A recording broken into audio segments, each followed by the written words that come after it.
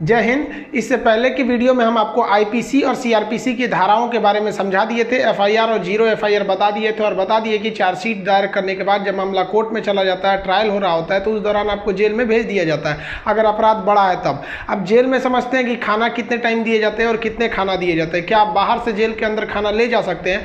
और क्या उम्र कैद 14 साल की होती है और जेल में एक दिन 24 घंटे का न होकर क्या 12 घंटे का होता है? और फांसी की सजा सुनाते दौरान जज कलम क्यों तोड़ देता है? और फांसी से पहले कौन कौन सी ऐसी इच्छाएं हैं जिसे आखिरी ख्वाहिश समझ के पूरी की जा सकती है? देखिए, जो जेल होता है वो राज्य सरकार के अधीन काम करता है और जेल की जो पुलिस होती है वो नॉर्मल पुलिस से अलग होती है। ये इसका प्रशासन पूरी तरह इस जेल प्रशासन के अंदर होता है। इसमें बहुत कम पुलिस वाले होते हैं, जो ज़्यादा मिलेंगे आपको बाहर ही। अंदर पुलिस वाले बहुत कम मिलते हैं। अंदर का जितना काम होता है वो कैदी ही करते हैं। कैदी जब शुरू में जाते हैं तो उन्हें नंबर नहीं दिया जाता है। हाँ, जब उनकी सजा मुकर्रर कर दी जाती है, ज़्यादा दिन की सजा है, तब उन्हें नंबरदार बना दिया जाता है। ऐसे आप जाइएगा 10 दिन 14 दिन के लिए तो नंबर नहीं बनाएगा, ऐसे ही छोड़ देगा। यही कपड़ा पे छोड़ देता है, कपड़ा भी नहीं देगा आपको अलग से। लेकिन हाँ, अगर ट्रायल लंबा चलने वाला आपका, तब आपको नंबर देगा और आपको बैरक बताएगा किस बैरक में। उसमें कई बैरक होते हैं, यानी सेक्शन होते हैं। मतलब खतरनाक वाले को किस साइड में रखना है, जो नॉर्मल आया है पता है, जेलर को पता है कि भाई अभी आया, अभी 7 दिन में चल जाएगा, तो उसको दूसरे बैरक में रखता है। जेल में नाश्ता खाना सब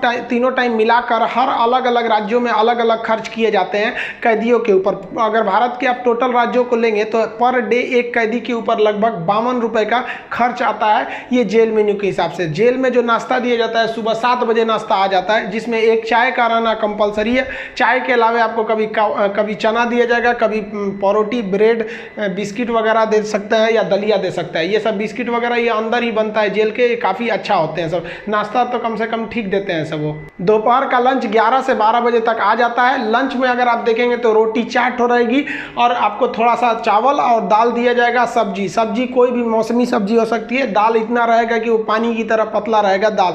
आपको इस पे एकदम हल्का खाना दिया जाता है। रात का खाना भी दिन के खाने के समय सेम रहता है, बट रात के वक्त में चावल आपको नहीं दिया जाता है। रोटी जो दे दिया जाता है वो 6 दे देते हैं, चावल नहीं दिया जाएगा। दाल और सब्जी नॉर्मल टाइप की सब्जी रहती है, जिससे खा के आप बीमार न पड़े। रात का खाना जो है ना, वो शाम 5 बजे रेडी हो जाता है। आपका मन उसी टाइम खाइए या रात 9 बजे खाइए, उससे मतलब नहीं है, वो वहीं दे देगा। रात में खाइएगा तो आपको कोई गर्म करके देने वाला नहीं है, क्योंकि कैदी ही इस खाने को बनाए रहते हैं। इस खाने को जानबूझ के इतना हल्का रखा जाता है, तेल नमक मसाला मतलब एसिडिक चीज नहीं रखा जाता है, मतलब एकदम सादा दिया जाता है ताकि आप बीमार ना पड़े। क्योंकि जेल के अंदर जो हॉस्पिटल होता है बहुत नॉर्मल होता है, थोड़ी बड़ी चीज का इलाज हो सकता है। जेल के अंदर तो कई बार ऐसा होता है कैदियों को खाना सूट कर जाता है, आते हैं दुबला पतला मोटा के चले जाते हैं कैसे कैदी यहाँ से। देखिए, जेल के अंदर उसका अपना कैंटीन भी होता है, जहाँ से आप अपने जरूरत की चीजों को खरीद सकते हैं। जैसे मान लीजिए किसी को एक्स्ट्रा खाना खरीदना है तो वो एक्स्ट्रा ले सकता है। उसे लिखवाना पड़ेगा कि भाई जेलर साहब से कि भैया हमको इतना में पेट नहीं भर रहा, हमको 12 को रोटी दीजिए, तो उसको दे देगा, खाना एक्स्ट्रा दे सकता है।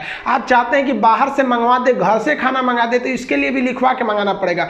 लेकिन ये क्या होता है कि आपको बार बार अलाउ नहीं किया जाएगा। खाना आएगा तो वो भी चेक किया जाता है, बार बार अलाउ नहीं करेगा। हाँ, लेकिन घर से जो मिलने उलने जाते हैं लोग, अचार सलाद उलाद का सामान दे देते हैं, क्योंकि आपको जब चटनी अचार ये सब वहाँ पे नहीं मिलता है। वहाँ जब जाइएगा तो आपको बर्तन वर्तन खरीदना पड़ेगा, प्लास्टिक के चम्मच वगैरह रहते हैं सब, नहीं तो ऐसे दे देगा स्टील का, तो घोंप घाप देगा सब अपने में, सब वहाँ छाटले पहुँचता है सब। वहाँ की कैंटीन से आप खरीद सकते हैं, आपके पास पैसे रहने चाहिए, और आपकी फैमिली से भी जो सामान आता है आप उस सामान को रख सकते हैं। देखिए, जब आप जेल में जाते हैं तो जेन्युइन आप कुछ पैसे लेके जाते हैं, और अगर लंबे दिन तक रह गए तो जो आपसे मिलने जाता है वो भी पैसे आपको दे देता है। लेकिन इस पैसे का मिसयूज हो सकता है। जो आपसे सीनियर कैदी हैं सब ना, जो मरखा टाइप का छीन लेंगे सब पैसा। तो इसको बचने के लिए क्या किया गया है कि जो जेल है, जेल का अपनी करेंसी होती है। ये भारत सरकार वाला रुपया RBI वाला नहीं चलता है, वहाँ कूपन चलता है। ये कूपन जो होते हैं, आपके पैसे को कूपन में बदल दिया जाता है, तो आपकी करेंसी कूपन में बदल दी जाएगी, और आप मैक्सिमम 2000 रुपए का ही कूपन रख सकते हैं। वो कूपन आपको 2 रुपए का मिलेगा, 5 रुपये, 10 रुपये, 20 रुपए का, इसी टाइप का कूपन मिलेगा।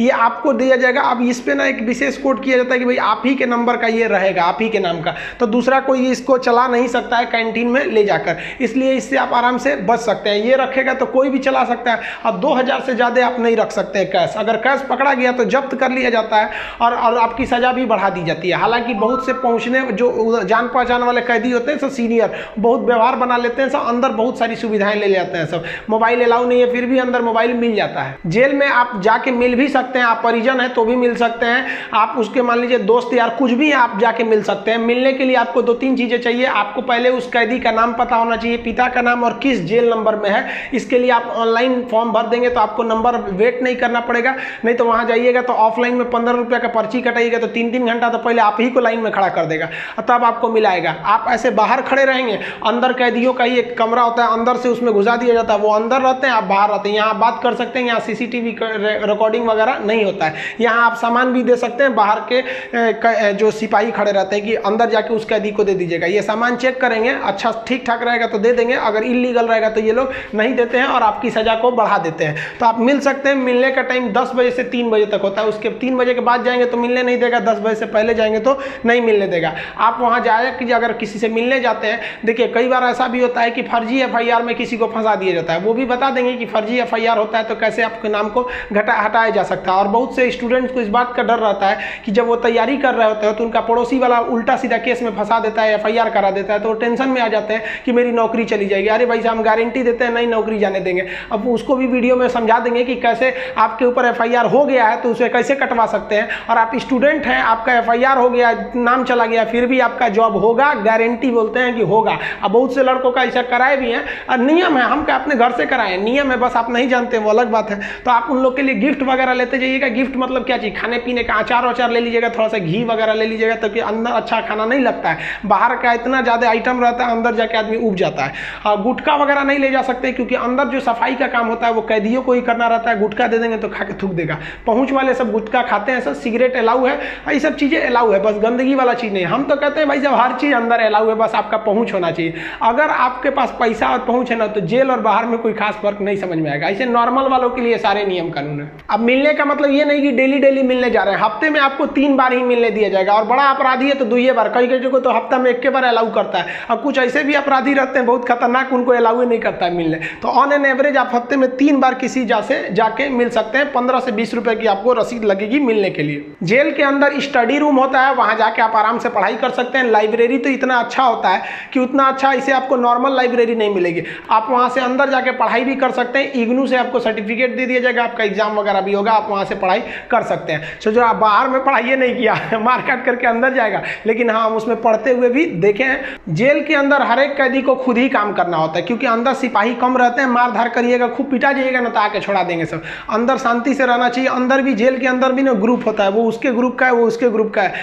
अगर आपको ज़्यादा दिन तक रहना है तो ग्रुपबाजी समझ जाइएगा, नहीं तो कुटा के आएंगे। उसमें क्या होता है, माली का काम होता है। जो जेल का कैंपस बहुत बड़ा होता है, जेल छोटा छोटा नहीं होता। अंदर जाएंगे तो एक दूसरे दुनिया है, वहाँ अंदर सब्जी वगैरह बोई गई रहती है, यही सब्जी आपको बनाने के लिए आ जाती है। कुछ अलग से भी सब्जियां वगैरह आती हैं, तो इसमें भी काम कर सकते हैं। कुक वाला, खाना बनाने वाले में भी काम कर सकते हैं। सबसे टफ यही काम होता है, सबके लिए खाना बनाओ, वो भी टाइम से बनाओ। यहाँ पर इसके अंदर कुछ फैक्ट्रियां भी होती हैं जहाँ पे आपको सोफा बनाने के लिए आता है, कपड़े सिलने के लिए भी दे दिए जाते हैं सब।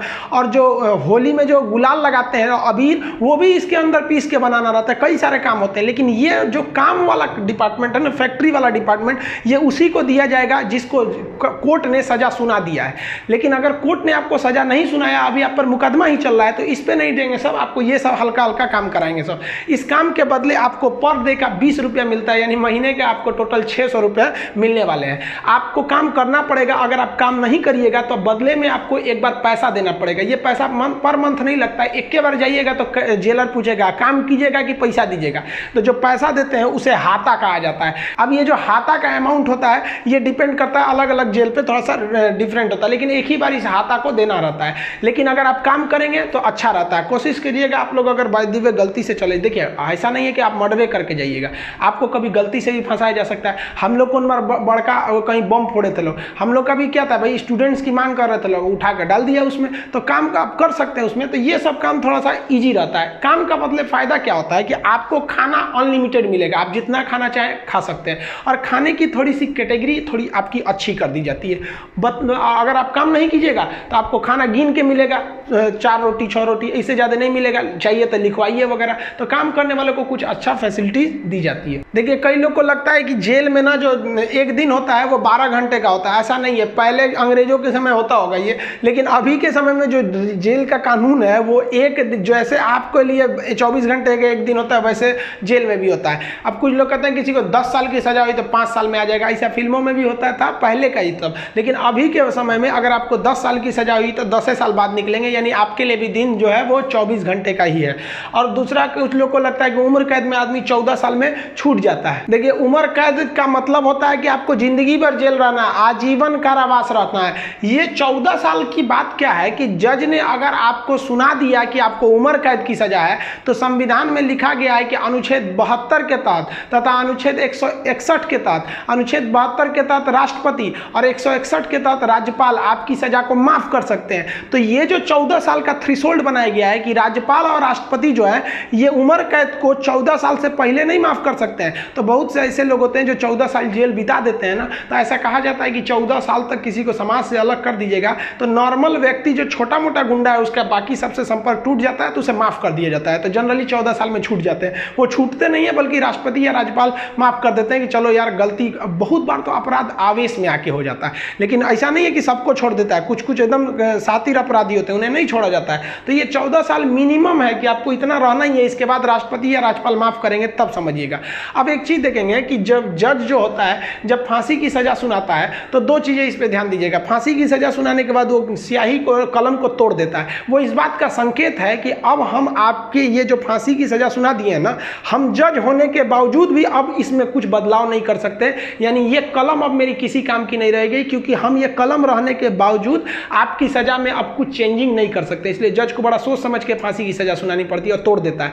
ये तोड़ने की प्रक्रिया एक संकेत है, ऐसा नहीं है कि उसमें तो दूसरा कलम से नहीं लिख देगा। ये केवल एक दिखाने के लिए संकेत होता है। कैसे दुल्हा जाता है तो एक परछावना होता है उसका, वैसे एक तरह से समझिए तो ये। और इस पे लिखा जाता है टू हैंग टिल डेथ, लटकाओ तब तक जब तक मर ना जाए। क्योंकि इतिहास में एक बार घटना हुई थी, एक जज साहब ने फैसला सुना दिया था कि इस अपराधी को फांसी पर लटका दिया जाए। अब जब उसे लटकाया गया तो कहा जाता है कि वकील जो था वहां पे ऑब्जेक्शन कर दिया कि लटका दिए, अब हटा दीजिए, क्योंकि आपने ये कहा है कि लटकाया जाए तब तक जब तक ये मर ना जाए। अब तो लटकाने का फैसला दिए थे, फांसी पर लटक गया, आप जल्दी उतारिए। इस तरह की एक कई सारे पहले के मिथ हैं। अब इसके 100% सत्यता की हम गारंटी नहीं लेते हैं, क्योंकि ऐसी कहानियां बहुत हैं। तो वो लिख देता है कि हैंग टिल डेथ, तब तक लटकाइए जब तक ससुरा मर नहीं जाता है। तो फांसी की जब सजा दी जाती है तो जल्लाद जब सजा दे देता है तो वहां एक मजिस्ट्रेट रहते हैं, एक डॉक्टर रहता है और जेल सुपरिटेंडेंट रहता है। फांसी पे लटके ही रहिएगा, डॉक्टर चेक करेगा, ससुरा अभी बचल है, छोड़ दो, अभी 10 मिनट और छोड़ दो।